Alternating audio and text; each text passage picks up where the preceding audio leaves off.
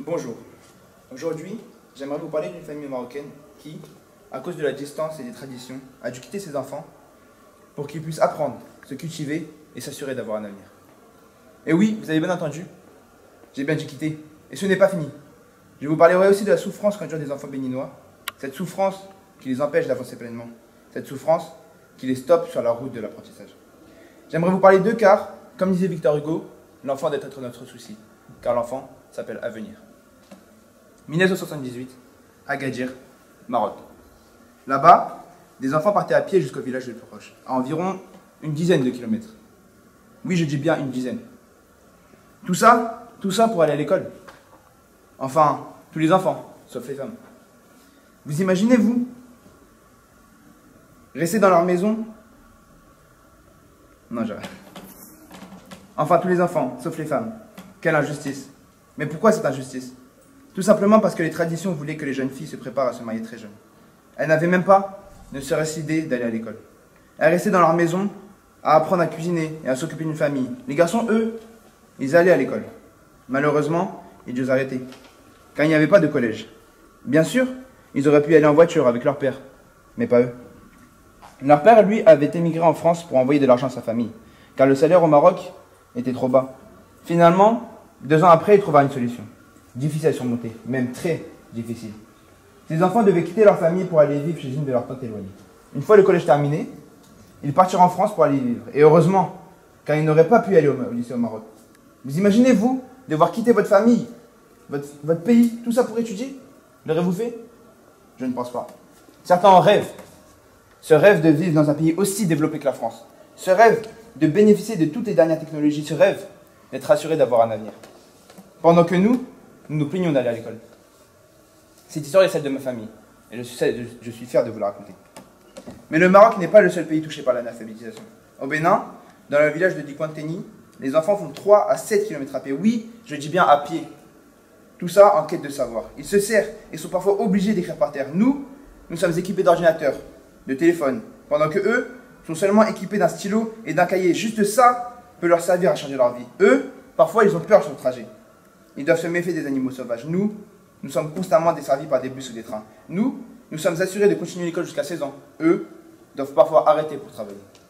Toutes ces comparaisons pour dire que nous, Français, devons aider ces enfants pour qu'ils puissent bénéficier de tous les droits que nous possédions. Nous sommes tous égaux. Alors pourquoi n'aurait-il pas droit de bénéficier de tout ce que nous avons? Heureusement, mesdames et messieurs, des associations comme Achibochimou luttent contre cela et aident ces enfants à apprendre dans de bonnes conditions. Parfois, un rien pour nous peut changer la vie d'enfants là-bas. 10 € peut changer l'avenir de ces enfants, seulement 10. J'aimerais finir sur une citation de Nelson Mandela.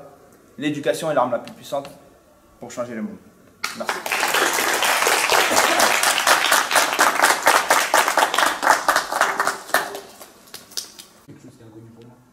Ça, pour vous aussi, appuyez-vous sur des choses qui vous parlent vraiment. C'est touchant. Ouais, c'est Mais je touchant. crois que tu as demandé à ta maman l'autorisation de parler de son histoire. J'ai demandé quand même. J'ai demandé à ma mère, j'ai demandé à ma grand-mère aussi, parce qu'elle est sur ma grand-mère. Et c'est elle qui m'a raconté. Parce qu'avant, je ne savais même pas. C'est ça que j'ai dit. Mes chers camarades, je m'adresse à vous. Écoutez-moi et n'ignorez pas mes paroles, car aujourd'hui encore, des enfants n'ont pas accès à l'éducation. D'après le film Sur le chemin de l'école, des enfants d'Inde, d'Argentine et d'Afrique habitent à plusieurs kilomètres de leur école. Ce sont souvent des enfants pauvres, et aller à l'école est une chance pour eux. Et malgré les kilomètres et les heures de marche, ils sont quand même déterminés à aller à l'école pour accomplir leurs plus grands rêves. Et pour rendre fiers leurs parents, qui se donnent du mal pour qu'ils aillent étudier. Nous, élèves de France, n'avons pas ces problèmes. En France, depuis 1882 et depuis Jules Ferry, l'école est gratuite, laïque et obligatoire. Les enfants ont accès à l'éducation à partir de 3 ans. Et aujourd'hui, nous ne nous rendons plus compte de la chance que nous avons, car c'est devenu notre quotidien d'aller à l'école, depuis notre plus jeune âge. Nous, élèves de France, nous réveillons tous les matins, sans problème, et allons à l'école. En France, l'école est obligatoire jusqu'à 16 ans. Cependant, nous nous plaignons toujours des cours et des profs, sans même savoir ce que ça fait de vivre sans éducation, sans même penser que beaucoup d'enfants souhaiteront être à notre place et pouvoir bénéficier d'un accès à l'éducation. Alors, pourquoi nous et pas eux? Nous sommes dans le devoir d'aider ces enfants qui ont besoin de nous. Et c'est pourquoi l'association Achibochimon existe. À Dikwanteni, au Bénin, Les écoliers font plus de 4 km pour aller étudier à l'école de Kouaba. L'association Atibo-Chimon les aide et leur paye des vélos. De même, comme les familles de ces enfants n'ont pas de moyens, l'association Atibo-Chimon leur paye des uniformes, des affaires scolaires et même leur repas du midi. L'association paye aussi des menuisiers du village pour qu'ils fabriquent des tables et des chaises pour l'école. Nous savons que ces enfants ont l'envie d'étudier, alors aidons-les pour qu'ils puissent accomplir leurs plus grands rêves. Tous les enfants ont droit à l'éducation, même les plus pauvres, et je crois que c'est à nous de les aider. Réunissez des fonds pour ces enfants dans le besoin. Une 50aine d'euros par an, pour nous c'est rien, mais pour eux c'est tout leur avenir. Comme l'a dit le célèbre romancier Laurent Sterne, l'éducation des enfants pauvres est la pierre fondamentale de toute espèce de charité. Sans notre aide, il n'y a pas de scolarité pour eux. J'aimerais finir sur les paroles de Malala, jeune adolescente pakistanaise, prix Nobel de la paix en 2014, et qui se bat pour l'éducation. Et qui dit « Laissez-nous munir de nos livres et de nos crayons. Un enfant, un professeur, un livre et un crayon peuvent changer le monde. L'éducation est la seule solution. L'éducation à compte. » Merci.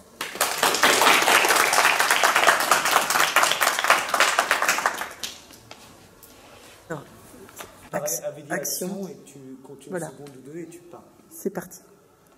Bonjour à tous, je me présente. Je m'appelle Safa Fadala. Aujourd'hui, je suis ici pour aborder les sujets des enfants qui ne vont pas à l'école dans le monde. Comme vous pouvez le constater, en France, une grande majorité d'enfants vont à l'école.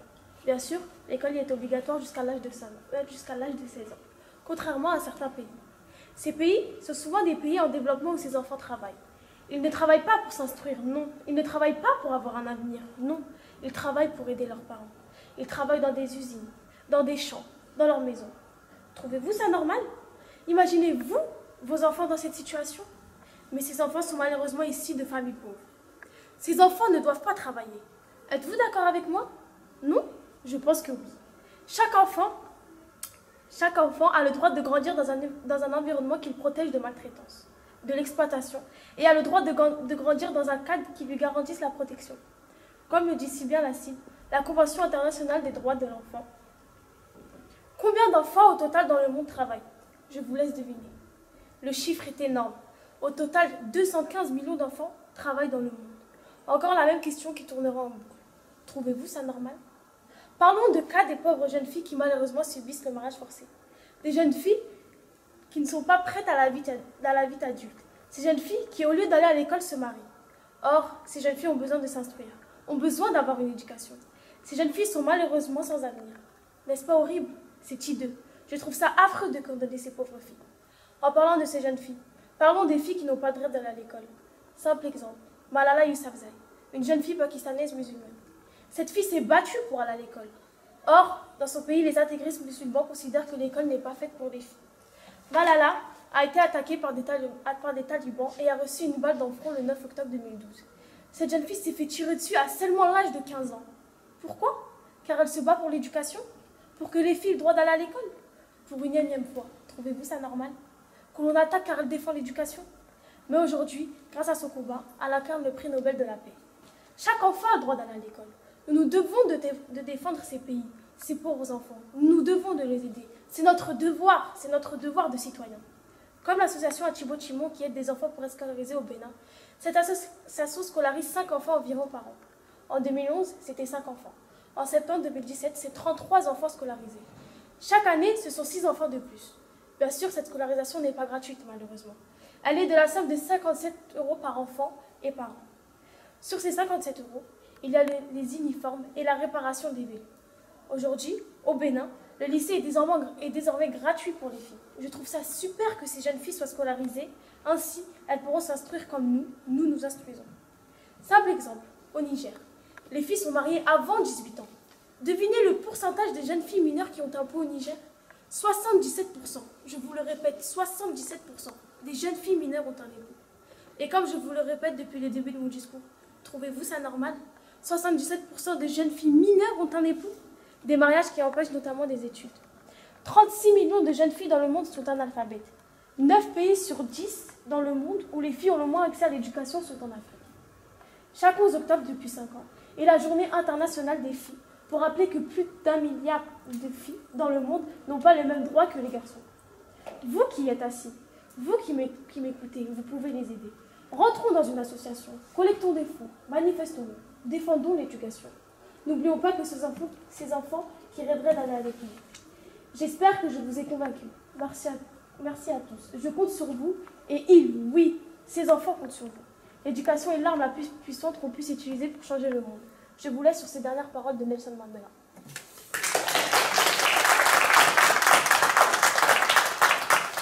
C'est vous qui avez fait les recherches de citations ou c'est vos profs qui vous ont guidé vers des citations?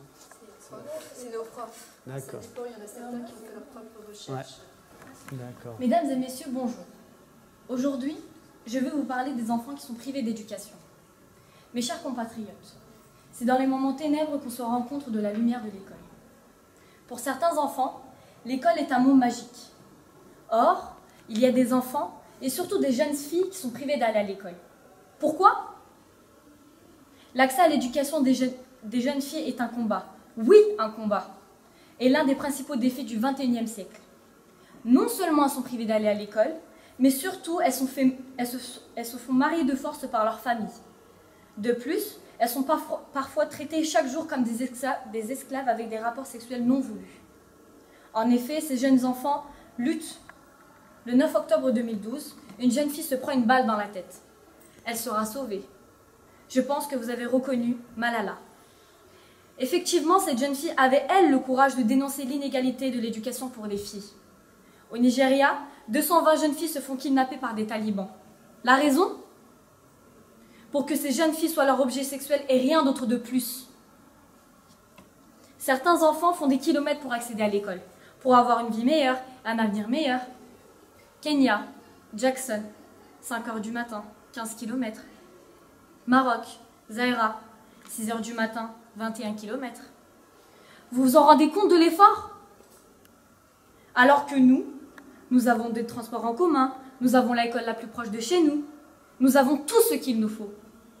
Avons-nous oublié l'importance de l'école? Arrêtons de regarder ce désastre, agissons.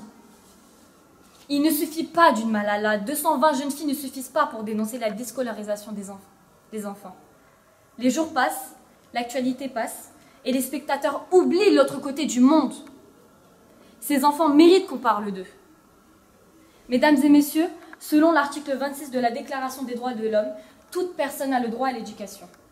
En effet, pour faire agir les personnes, il faut les réveiller de leur sommeil. En outre, il faut des personnes qui aient le courage, quelle que soit notre couleur de peau, soyons soudés, ne les oublions pas.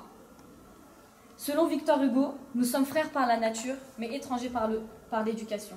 Alors combattons ensemble.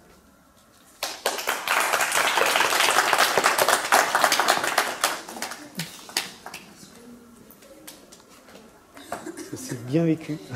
Mesdames et messieurs, bonjour. Aujourd'hui, dans certains pays, l'inégalité de l'éducation existe toujours, bel et bien. Des enfants n'ont pas la chance d'avoir une instruction. Est-ce normal ? C'est une chance que nous avons d'être scolarisés, ici, en France. L'instruction et l'éducation nous sont données. Nous, en revanche, nous oublions ce privilège d'aller à l'école. C'est devenu banal. Certains enfants aimeraient être à notre place. Ils nous envient même. Eux, faire des kilomètres juste pour aller à l'école et le font sans hésiter, sans se plaindre. Nous pouvons le constater dans le film Sur le chemin de l'école, où des enfants du Maroc, d'Inde, d'Argentine marchent pendant des heures pour atteindre l'école. Nous, rien que nous lever et de prendre notre bus, c'est déjà trop. On se plaint du lycée, de nos journées à étudier, mais il faut se rappeler tout de même que c'est étudier qui nous cultive, que c'est l'école qui nous ouvrira les portes du monde du travail. Elle nous apporte des connaissances que nous garderons à vie. Pourquoi n'auraient-ils pas cette chance, eux aussi, alors que nous avons cette chance tous les jours et que nous ne rendons même pas compte? Rien que le mot école les font sourire. Or, nous, c'est le contraire. Au Bénin, la scolarisation des enfants du Dikwanteni depuis 2011 se fait grâce à l'association Atibo Timon. Elle contribue à aider à scolariser les enfants, à payer les uniformes, le matériel scolaire, le financement de la cantine. Nous, élèves de commerce, effectuons des actions citoyennes et solidaires pour les aider au sein de notre lycée Condorcet. Cette association lutte pour que des enfants soient scolarisés tout comme nous luttons, nous, élèves, pour qu'ils le soient. Aidez-nous à récolter des fonds pour eux. Engagez-vous avec notre association. Faites comme nous. L'école doit être accessible pour nous tous dans le monde. Ces enfants qui viennent des 4 coins du monde ont le droit à l'éducation, à être instruits. Pourquoi dans certains pays, ces enfants commencent-ils par le travail? Rappelons-nous que dans la logique des choses, les études viennent avant le travail.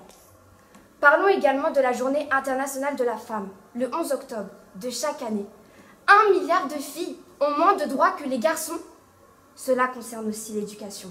Pourtant, Malraux dit que la femme est l'avenir de l'homme. Ce n'est pas juste pour ces jeunes filles, c'est même discriminant.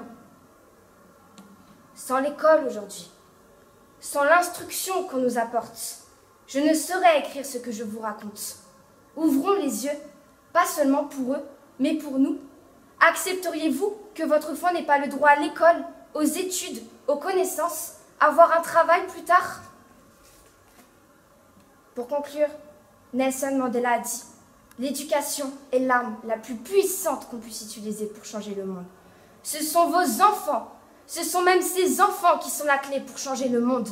Accordons-leur d'être l'arme de demain. » La vraie question est là, mesdames et messieurs. L'école ne doit pas être une chance pour certains et pour d'autres non. Elle doit être une opportunité pour tous. C'est à vous que je m'adresse. L'inégalité doit se stopper grâce à nous. On aurait pu être à leur place, vos enfants à leur place. C'est tout simplement l'avenir de ces enfants que nous avons en quelque sorte entre nos mains. Réfléchissez-y.